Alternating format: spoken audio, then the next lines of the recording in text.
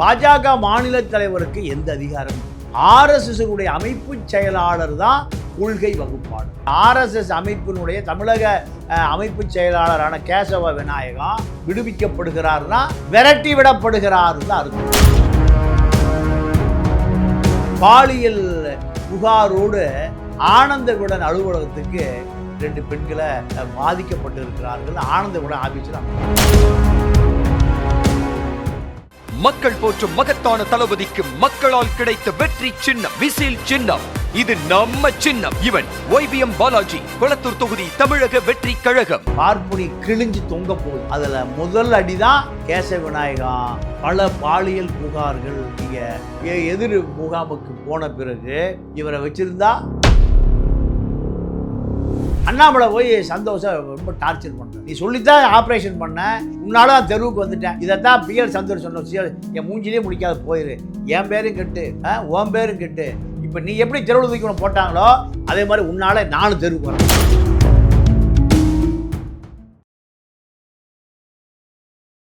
Reflect voice நேயர்களுக்கு வணக்கம். இன்றைய சிறப்பு நேர்காணலில் நாம் சந்திக்கிற சிறப்பு விருந்தினர் மூத்த பத்திரிகையாளர் தமிழா பாண்டியன் அவர்களை வரவேற்று நிகழ்ச்சிக்குள் சொல்வோம். வணக்கம். வணக்கம். பாஜகக்குள்ள ஒரு உட்கட்சி தகராறுகள் நடந்துகிட்டு இருக்க மாதிரி வருது. நான் அமைப்பு செயலாளர் அப்படிங்கிறது பாஜகவில் ஒரு முக்கியமான ஒரு அதிகாரம் பொருந்த பதவியாக பார்க்கப்படுது. அதில் 9 வருஷமாக இருந்திருக்கிறாரு. இதில் தேர்தல் நெருக்கத்தில் இருக்கும்போது இப்போ கேசவ விநாயகம் நீக்கப்பட்டிருக்குதுங்கிறத ஒரு அதிகாரம் பொருந்த பதவியிலேருந்து அவர் நீக்கப்பட்டிருக்கிறார். அப்படிங்கும்போது இது எப்படி பார்க்கறது? இல்லை, இப்போ அவர் கேசவ விநாயகம் பல மாநில தலைவர்கள், அதாவது CP ராதாகிருஷ்ணன் இப்போ குடியரசு துணைத் தலைவராக இருந்தவரை ஆளுமை செலுத்தியிருக்கார். அதாவது பாஜகவினுடைய கட்டமைப்பு எப்படின்னா, பாஜக மாநில தலைவருக்கு எந்த அதிகாரமும் இல்லை. RSS அமைப்பு செயலாளர் தான் கொள்கை வகுப்பாளர், சித்தாந்த வகுப்பாளர். அவர் தான் அரசியலை தீர்மானிப்பார். இந்த பாஜக மாநில தலைவர் செய்யும். அகில இந்திய அளவில் RSS அமைப்பு செயலாளர் தான் கொள்கை வகுப்பார். அதைத்தான் மோடி அமித்ஷாவும் செய்யணும். இப்படியான ஒரு கட்டமைப்பை கொண்டதான் RSS இயக்கம். RSS இயக்கத்தினுடைய தேசிய செயலாளர், மாநிலத்தில் இருக்கிற அமைப்பு செயலாளர், இவர்கள் தான் அதிக அதிகாரம் படைத்தவர். இந்த கேசவ விநாயகம் கேரளாவை சேர்ந்த நாயர். இந்த நாயர் CP ராதாகிருஷ்ணன் மாநில தலைவராக இருந்த பொழுதும் இவர் தான் அமைப்பு செயலாளர். அவரையும் வேலை வாங்கினது இவர் தான். குடியரசு துணைத் தலைவராக இருக்க, குடியரசு துணைத் தலைவராக இருந்தவரை வேலை வாங்கியவர் இவர் தான். அடுத்து வந்தவர் தமிழிசை, 2 மாநில கவர்னர். அவர் ஆவதற்கு முன்பு பாஜகவினுடைய மாநில தலைவராக இருந்தபோது வேலை வாங்கினார். இப்போ இருக்கிற L முருகன் மத்திய அமைச்சர் வேலை வாங்கினார். பொன்னார் மத்திய அமைச்சர், இவர் தான் வேலை வாங்கினார். அண்ணாமலை, நயினா நாகேந்திரன், இப்படி பல பேரை வேலை வாங்கக்கூடிய அதிகாரம் படைத்தவர். சார் ஒரு 3 அடி உயரம் இருப்பார், ஒரு மெலிந்த தேகம், காவி வேட்டி, காவி சட்டை, தோளில் ஒரு ஜோல்னா பை. இவர் தான், இதுதான் இவருடைய அடையாளம். ஆனால் பாஜகவில் அண்ணாமலை இருக்கிற பொழுது, நம்ம திருச்சி சூர்யா இருக்கிற பொழுது, அலிஷா போன்ற பல பேர் இவர் மீது பாலியல் புகாரை சுமத்தினார். இந்த பாலியல் புகாரில் பல RSS தலைவர் தெருவுக்கு வந்துடும். இரவோடு இரவா தெருவுக்கு வந்தாராம் பாதி பேர். உதாரணத்துக்கு மிசோராமுடைய ஆளுநராக இருந்தால் தமிழகத்தை சேர்ந்த சண்முகநாதன், மிசோராம் ஆளுநர் மாளிகையில் பாலியல் ரீதியான பெண்கள், அந்த புறத்து இந்த புறத்து, அவர் கல்யாணமே பண்ணாத பிரம்மச்சாரி யாரு? சண்முகநாதன். இந்த சண்முகநாதன் மிசோராமில் இருக்கக்கூடிய மிசோராம் ஆளுநர் மாளிகையை கோடம்பாக்கமாக மாறி போச்சு. கோடம்பாக்கமாக மாறிய பிறகு சமாளிக்க முடியல. இப்போவே RSSஐ சார்ந்தவர்களை டக்குன்னு நீக்க மாட்டாங்க. ஏன்? அவர்கள் வலிமையான அதிகாரத்திலிருந்து வருகிறவர். மோடி RSS வந்தவர் தான், அமித்ஷா RSS வந்தவர் தான். அப்போ RSS என்பது, நீங்கள் இப்போ சுப்பிரமணிய சாமி RSS வந்தவர் தான். சுப்பிரமணிய சாமி பல வெளிநாட்டு அதிபர்களை சந்திப்பதற்காக, கொள்கையை சமரசம் செய்து கொள்வதற்காக யார் அனுப்புவாங்க? RSS அமைப்பு சுப்பிரமணிய சாமி அனுப்பும். இப்போ இவ்வளவு பெரிய அதிகார மையம் இந்தியாவில் RSS அமைப்பு தான். இந்த RSS அமைப்பினுடைய தமிழக அமைப்பு செயலாளரான கேசவ விநாயகம் விடுவிக்கப்படுகிறார்னா விரட்டி விடப்படுகிறார் தான் அர்த்தம். எதற்காகனா, சிவசுப்பிரமணியம் அவர் தமிழக இணை பொருளாளர்.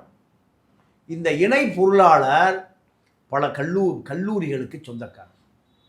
அதே போல் மருத்துவமனைகளுக்கு சொந்தக்காரர். இந்த பணம் பூரா யாருடைய பணம்? கேசவ விநாயகனுடைய பணம். பல கோடி. சன்னியாசிக்கு பல கோடி. கல்லூரி, மருத்துவமனை எல்லாம் இவருடைய பினாமி தான் சிவசுப்பிரமணியம். அவர் எங்கே இருக்காருன்னா திருச்சி பெரம்பலூரில் பெரிய கல்வி தந்தையாக இருக்குது. தனலட்சுமி சீனிவாசன் கல்லூரிக்கு ஏற்ற மாதிரி பிரம்மாண்ட கல்லூரி வளாகம் அவருக்கு சொந்தமானது. இப்போ அங்கு பாலியல் புகாரோடு ஆனந்த விகடன் அலுவலகத்துக்கு 2 கல்லூரி விரிவுரையாளர்களை கொண்டு வந்து 2 பெண்களை பாதிக்கப்பட்டு இருக்கிறார்கள் ஆனந்த விகடன் ஆஃபீஸில் அனுப்புகிறாங்க. ஆனந்த விகடன் நிறுவனம் எப்படி நிறுவனம்னா, சங்கரராமன் கொலை செய்யப்பட்டதை ஜூனியர் விகடன் நிருபர் உடனே போகிறார். இது நான் பழைய கதைக்கு போகிறேன். போன பிறகு சீனிவாச ஐயங்கார், ஆனந்த விகடன், ஜூனியர் விகடன், அபல் விகடன், இபல் விகடன், கத்திரிக்காய் விகடன், மாங்காய் விகடன், தேங்காய் விகடன், எப்பாடே அங்கே கிளம்பி அங்கெல்லாம் போகாத. எங்க சங்கராச்சாரியார் கொலை செய்து விட்டார் என்பதை பதிவு செய்யாத, கிளம்பி அங்கிருந்து. இப்படி அலுவலகத்திலிருந்து விரட்டப்பட்டு அந்த செய்தியை இருட்டடிப்பு செய்த நிறுவனம் தான் எந்த நிறுவனம்? இந்த ஆனந்த விகடன், ஜூனியர் விகடன் நிறுவனம். அப்போ இந்த நிறுவனத்தில் இந்த செய்தி வந்த பிறகு கேசவ விநாயகர் RSS செய்தியாக்குவாங்களா? 2 பெண்களும் சொல்றாங்க கேசவ விநாயகர் பார்த்ததே இல்லை. எப்படிப்பட்ட நபர்கள்? குள்ளமான உருவம், வெள்ளை மீசை, காவி வேட்டி, காவி சட்டை, இது உடையோடு இருக்கிற பொழுது இப்படி நம்ம இவர் பிஜேபி KT ராகவன் கேமரா எங்கே வச்சுருந்தா தெரியுதா? இதே போன்று ஒரு வீடியோ ஆனந்த விகடன் அலுவலகத்துக்கு வந்த பிறகு அதை அப்படியே கொண்டு போய் யார்கிட்ட கொடுத்துட்டாங்க? திமுகவிடம் கொடுத்து விட்டார்கள். இப்போ அது மாப்பிள்ளைட்டு இருக்கு. இதுதான் இப்போ தேர்தல் வருகிற பொழுது இந்த வீடியோ சமூக வலைதளத்தில் வரும். இப்படியான ஒரு சூழல் வந்த பிறகு இவரை வச்சிருந்தா பாஜக மானம் கப்பலேறிவிடும். நீங்கள் இவருடைய அதிகாரம் எவ்வளோ பெரிய அதிகாரம்னா, இத்தனை பேர் மாநில தலைவராக இருந்த காலத்தில் சென்சார் போர்டு உறுப்பினர்கள் அத்தனை பேர் இவர் தான் நியமிப்பார். யாரு? நம்ம கேசவ விநாயகர்.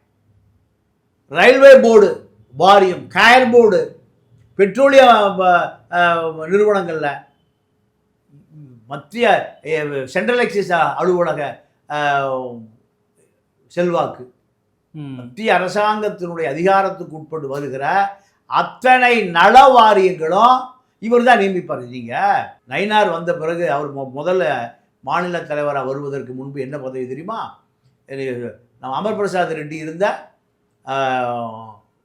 பதவி அவர். அதாவது விளையாட்டுத்துறை மாநில அமைப்பாளர் தான் நயினார்.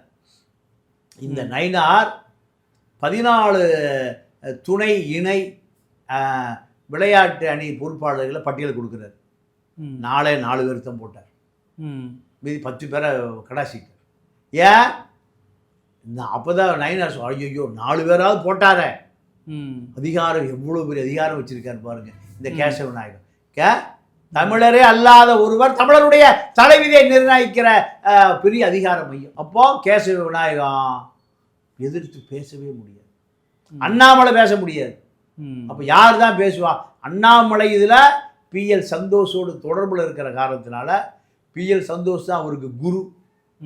இதன் காரணமாக அண்ணாமலைகிட்ட மட்டும் வச்சுக்க மாட்டார் கேசவ விநாயகர். அண்ணாமலை மட்டும் நீங்கள் நேராக எங்கே டெல்லிக்கு போயிடுவார். இவர் வழியாக டெல்லிக்கு போக மாட்டார். இப்படியான ஒரு சூழல் தான் இதுவரை நிலவியது. இப்போ பல பாலியல் புகார்கள் நீங்கள் எதிர் முகாமுக்கு போன பிறகு இந்த சமூக வலைதளங்கள் ஆளுமை வந்த பிறகு முதல்ல ஒரு 10 பாப்பா பேருக்கு தான் பேப்பர் நடத்துவான். அதில் எதையும் செய்ய மாட்டான். ஆனால் இப்போ 500 ரூபாய்க்கு ஒரு ஓட்டை செல்ஃபோன் வச்சுருக்கிறவங்களாம் செய்தி ஆக்கிறது. இதை விட அட்வான்ஸ் AI தொழில்நுட்பம் வந்துருச்சு. இந்த பார்ப்புனி கிழிஞ்சு தொங்க போகுது. அதில் முதல் அடி தான் கேசவ விநாயகம் RSSஐ தூக்கி போடுது. இப்போ RSS தூக்கி போட்ட பிறகு தான் அங்கே இருக்கக்கூடிய இவாள் இப்போ என்ன பண்ணுறாங்கன்னா, இது இனி தொடரக்கூடாது. KT ராகவன் கேமராக்குள்ள இப்போ என்னன்னா, அண்ணாமலை அவர்களை பற்றியும் சில செய்திகள் வரதை பார்க்க முடியுது. அண்ணாமலை அவர்கள் நீங்கள் NDA வீழ்த்துறதுக்கு எந்த வியூகங்களும் இல்லை அப்படின்னு சொல்லி அவர் அதிர்ச்சி சொல்லி, நீங்கள் எந்த தொகுதியில் போட்டிடணும்னு முன்னாடியே சொல்லுங்கள், எனக்கு ஒரு இதுலேயும் ஒரு இடத்துல போட்டிருக்கேன் அப்படின்னு சொல்லி அண்ணாமலை அவர்களும் ஒரு அதிருப்தி தெரிவிச்சிருக்கிறாரு. பிஎல் சந்தோஷ் கிட்ட போயும் அண்ணாமலையை பற்றிலாம் என்கிட்ட பேசாதீங்கன்னு சொல்லியிருக்காரு. அண்ணாமலைக்கும் இப்போ பிஎல் சந்தோஷ்க்கு என்ன பிரச்சனை அது? இல்லை, அதாவது பிஎல் சந்தோஷ் தான் அண்ணாமலையை இந்த களத்துக்கே கொண்டு வந்தோம். கர்நாடகாவில் இவர் ஐபிஎஸ் ஆஃபீஸராக இருந்த பொழுது அங்கே லோக் ஆயுக்தான்னு ஒரு அரசு நிறுவனம் இருக்குது. லஞ்சம் வாங்குறவன் ஊழல் பண்ணுகிறவர்களை அந்த லோக் ஆயுக்தா நீங்கள் தண்டிக்கும், கண்டுபிடிக்கும், அவர்களை நீங்கள் நடவடிக்கை எடுக்கும். தமிழ்நாட்டில் அதெல்லாம் கிடையாது. இப்படித்தான் எடியூரப்பா அவருடைய அரசியல் வாழ்க்கையை முடித்து வைத்தார். இதுக்கு முழு காரணம் நம்ம அண்ணாமலை பிஎல் சந்தோஷ் 2 பேருக்கு. பிஎல் சந்தோஷுக்கு எப்படியாவது அங்கே முதலமைச்சர் ஆயிரும். இதுக்கு தான் எடியூரப்பாவை ரிமூவ் பண்ணி பிஎல் சந்தோஷை உள்ளே கொண்டு வரணும் முயற்சி பண்ணுறாங்க. ஆனால் அது நடக்கவில்லைன்னு நீங்கள் லோக் ஆயுக்தால எடியூரப்பா மாட்டியதுக்கு பின்னணியில் யார் இருக்கான்னா அண்ணாமலை. பாஜக அண்ணாமலையை கூப்பிட்டு சொல்கிறாங்க, மரியாதை ரிசைன் பண்ணிட்டு ஓடி போயிரு ஐஏஎஸ், இல்லைன்னா சிறையில் முடிச்சு போட்டுருவோம்.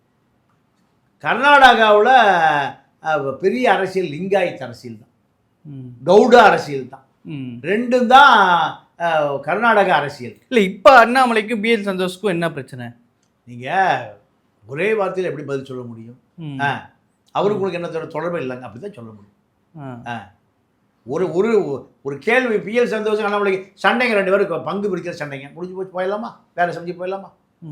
பிஎல் சந்தோஷ் இந்த ஆப்ரேஷனால் அண்ணாமலை பாதிக்கப்பட்டு சஸ்பெண்ட் பண்ணி விரட்டி விடப்பட்டு அமைதியான வாழ்க்கைக்கு வருகிற பொழுது உன்னால தான் தெருவுக்கு வந்துட்டேன். அண்ணாமலை போய் சந்தோஷம் ரொம்ப டார்ச்சர் பண்ணுற, நீ சொல்லித்தான் ஆப்ரேஷன் பண்ண, நீ சொல்லித்தான் எடியூரப்பா பதவி காலி பண்ண, முதலமைச்சர் காலி பண்ண, இப்போ உடனே தெருவுக்கு வந்துட்டேன் நான் என்ன பண்ணுறதுக்கும் போது இங்கே விஜயகாந்த் கட்சி ஆரம்பிப்பார், அதில் சேரலாம். அப்போ பிஎல் சந்தோஷ் சொல்கிறார். ரஜினி கட்சி ஆரம்பிப்பார், அதில் நீ முதலமைச்சர் ஆகிடலாம். சகாய கட்சி ஆரம்பிப்பார், நீ ஐபிஎஸ் சேரலான்னு அலைகிறார் சென்னையில், ஒருத்தரும் சீந்தலை. மீண்டும் பிஎல் சந்தோஷ் போகிறாரு. சந்தோஷ் தான் டெல்லியில் இன்ஃப்ளூயன்ஸ் பண்ணி மாநில தலைவராக களமிறக்கிறார். யாருக்கு எதிராக? திமுகவை அடிப்பதற்கு சரியான ஆள். கேடி ராகவன் திமுக பார்த்தாலாம் ஒன்றும் அடிக்க மாட்டார், எதையும் செய்ய மாட்டார். இலா கணேசனை கருணாநிதி பர்ச்சேஸ் பண்ணிட்டார். அத்தனை பேரையும் திமுக பர்ச்சேஸ் பண்ணிது. அண்ணாமலை மட்டும்தான் திமுகவை தொடர்ந்து அடித்தார். அடித்ததனுடைய விளைவே ஒரு பலாயிரம் கோடி அவருக்கு கிடைச்சிது. இதெல்லாம் யார் பார்க்குறா? பாஜக பார்க்குறோம், ஆர்எஸ்எஸ் பார்க்குறான். பார்த்த பிறகு தான் நீ சொன்னிருந்தா உன் ஆளு கொடுத்தோம், உன் ஆளு டெவலப் ஆகி திமுக வசதி வாய்ப்பாக மாறி திமுக ஓட்டாரு பார்ட்னர் ஆகிட்டான். பொண்டாட்டி பார்ட்னரு, மச்சான் பார்ட்னரு, அவன் பார்ட்னர், இவன் பார்ட்னர்னு இப்போ ரேடு யார் மேலே அடிக்க வேண்டி வந்தது? அண்ணாமலை மீது அடிக்க வேண்டிய நிலைமைக்கு வந்துருச்சு. இதைத்தான் பிஎல் சந்தோஷ் சொன்ன, என் மூஞ்சிலே முடிக்காது போயிரு, என் பேரும் கெட்டு உன் பேரும் கெட்டு.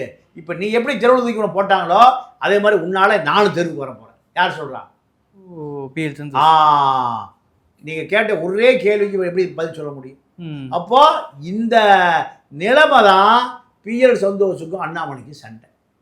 உன்னால நான் கேட்டேன், என்னால நீ கேட்டேன், இப்படித்தான். அப்போ டெல்லியில் பிஎல் சந்தோஷுக்கும் செல்வாக்கு இல்லை. தமிழ்நாட்டை முழுக்க பிஎல் சந்தோஷ் அண்ணாமலை 2 பேரும் இந்த திராவிட இயக்கத்தை முடிவு கட்டுவதற்காக டெல்லி அனைத்து அதிகாரங்களும் செலுத்தப்பட்டது. ஊசி இன்ஜெக்ஷன் பண்ணுற மாதிரி பண்ணாங்க, ஒன்றும் நடக்கலை. திமுக அதிலெல்லாம் அதை சிலித்து கொண்டு மேலே எழுந்துருச்சு. இதனால் அண்ணாமலையும் காலி, பிஎல் சந்தோஷம் காலி, கேடி ராகவனும் காலி, எல்லாம் காலி. இதுக்கு பிறகு தான் இப்போ முழுக்க பாஜக சரணான இடம் எடப்பாடி. நீ தாயா திமுகவை எதிர்த்து எப்படியாவது திமுக தோக்கணும், எடப்பாடி ஜெயிக்கணும். அப்போ பிஎல் சந்தோஷ் இருந்த பாஜக, அண்ணாமலைட்டு இருந்த பாஜக, கேசவனாயிட்டு இருந்த பாஜக இப்போ யார்கிட்ட வந்து சேர்ந்தது? எடப்பாடி. இதுதான் சுருக்கம். சரிங்க. இப்போ இன்னொரு பக்கம் ஓபிஎஸ் சசிகலா அவர்கள் இப்போ ஏற்கனவே நேற்றே கூட நம்ம சொல்லியிருந்தோம், புதிய கட்சியில் திவாகரன் கட்சியோட அவங்க வந்து சேர போகிறாங்க, அது திமுக பின்னணி இருக்குது அப்படிலாம் சொல்கிறீங்க. மாறாக பாஜக பின்னணியில் இருக்குது அப்படின்னு சொல்லி சில செய்திகள் வரதை பார்க்க முடியுது. இப்போ சசிகலாவை வந்து பாஜக அணிக்குள்ளே கொண்டு வரதுக்கான முயற்சி நடக்குதா? இல்லை, அதெல்லாம் பாஜக நினைச்ச ஒரு 1/2 மணி நேரம் வேலை. பாஜக நினைச்சா ம். அரை மணி நேரம் வேலை. ம். சசிகலாட்ட வாக்கு வங்கியே இல்லை. அந்த கூட்டத்தில் வாக்கு வங்கி இருந்த ஒரே ஆள் யார்? டிடிவி தான். டிடிவி கொண்டு வந்தாச்சு. ம். டிடிவி கொண்டு வந்த பிறகு சசிகலாவை திமுக தூக்குது. ம். திமுக முக்குளத்தூர் வாக்குகளை டிடிவி பிரித்ததை போல ஒரு 55 தொகுதிகளில் நீங்கள் நில்லுங்க, கட்சி ஆரம்பிச்சு ம். சுயேட்சா நில்லுங்க. தொகுதிக்கு 10 கோடி ரூபா 500 கோடி ரூபா கொடுக்குறோம். நீங்கள் 55 தொகுதிகளை முக்குளத்தூர் வாக்குகளை பிரித்தால் அதிமுக பலவீனமாகும். இந்த ப்ராசஸ்ஸு திமுக கொடுக்குற ப்ராசஸ். இதை கேட்டுட்டு சசிகலா கோபத்தில் இருக்கு. எனக்கு அவைத்தலைவர் பதவி கொடுன்னு கேட்குது. அதிமுகவில் ஓபிஎஸும் அவைத்தலைவர் பதவி கொடுன்னு கேட்குறாரு. எடப்பாடி 2 பேர் கொடுத்தாருன்னா இவர் கவுன்சிலர் ஆயிடுவார். இவர் எங்கே எடப்பாடி சிலுவம்பாளையம் கவுன்சிலராக வந்தார். ஓபிஎஸ் சசிகலாவும் அவ்வளவு சீக்கிரமாக கட்சியை கைப்பற்றிடுவாங்க. அதனால் உள்ளேயே கேட்டுக்குள்ளேயே விட மாட்டேங்கிறார். அடித்து உடைச்சி கடப்பாறையில் அதிமுக அலுவலகம் உடைக்கப்பட்டு கத்தி கடப்பாறை பேப்பர் எல்லாம் நாஸ்தியாச்சு இல்லையா? பார்த்தோமா? ஜெயலலிதாவும் எம்ஜிஆரும் இருந்த இடம். ஒரு அப்பாவி அதிமுக தொண்டை லோகு மண்டையை உடைச்சு ரத்தம் சிந்தி. அப்போது உடைச்சவனும் அதிமுக தொண்டை, மண்டையை உடைச்ச ரத்தம் வந்தவனும் அதிமுக தொண்டை. எதுக்கு? அதிமுக அலுவலகத்தை காப்பாற்றுவதற்கு ஒரு லோகு மண்டை உடைக்கப்பட்டது, ரத்தம் சிந்தப்படுகிறது. உடைச்சவனும் அதிமுக, மண்டை ரத்தம் வந்தவனும் அதிமுக. அப்போ இப்படி ஒரு சூழல். இதை எடப்பாடி கடைசி வரைக்கும் அனுமதிக்க மாட்டேங்கிறார். ஆனால் இப்போ திமுக என்ன பண்ணுது? திமுக அதிகாரத்துக்கு வந்தே ஆகும். இந்த அதிகாரத்துக்கு வந்து ஆக வேண்டிங்கிற தேவை வருகிற பொழுது சசிகலா தூக்கி டிடிவி அங்கே போனால் என்ன, நீ அதே முக்குளத்தோட அரசியலை பண்ணுங்க. 20 தொகுதியில் திமுக அதிமுக தோற்று போவதற்கு காரணம் டிடிவி அந்த முக்குளத்தூர் இளைஞர்களை களத்தில் இறக்கி ஓட்டு வாங்க வச்சார். அதே வேலையை சசிகலா செய்ய சொல்லி திமுக இப்போ பேசிட்டு இருக்கு. இதுதான் அண்ணா திராவிடர் கழகம். திவாகர் ஆரம்பித்த கட்சி இப்போ உயிர் பெறப்போகுது. இதை பாஜக பார்த்துட்டே இருக்காது. பாஜக சசிகலாவுக்கு மேலும் சிக்கல் சிரமம், அரசியலில் எது வேண்டுமானாலும் நடக்கலாம். அதனால் கண்டிப்பாக சசிகலா 100% திமுகவினுடைய சூழ்ச்சிக்குள்ளே சிக்க மாட்டாரு நம்புகிறோம். சிக்கினால் அது அவருடைய தலைவி. சரிங்க, நிகழ்ச்சியில் பங்கேற்று உங்களுடைய கருத்துக்கு நேரத்துக்கு மிக்க நன்றி. நன்றி, வணக்கம்.